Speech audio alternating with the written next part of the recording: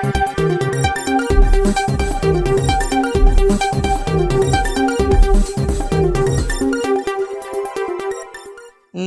मित्रों, हमारी चैनल में तमाરું स्वागत है। मित्रों, અત્યારે હાલની સૌથી મોટી અને દુઃખદ ખબર સામે આવી રહી છે। આપને મિત્રો જણાવી દઈએ કે સ્વામિનારાયણ મંદિર પર હુમલો।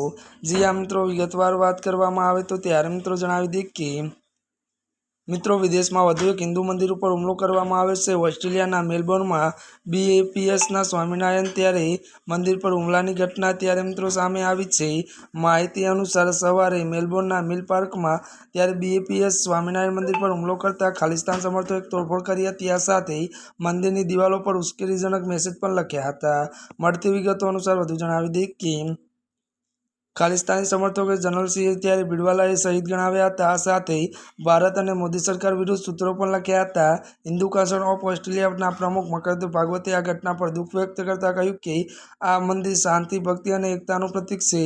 ત્યારે જણાવી દઈએ કે એવામાં આવી ઘટના આપણી ધાર્મિક સ્વતંત્રતા અને ઓળખ પર હુમલા સમાન છે। અત્યારની આ દુઃખદ ખબર મળી રહી છે। આજના માટે બસ આટલું જ। અમારી ચેનલમાં નવા હોય તો અમારી ચેનલને લાઇક, શેર અને સબસ્ક્રાઈબ કરી દેજો। ધન્યવાદ।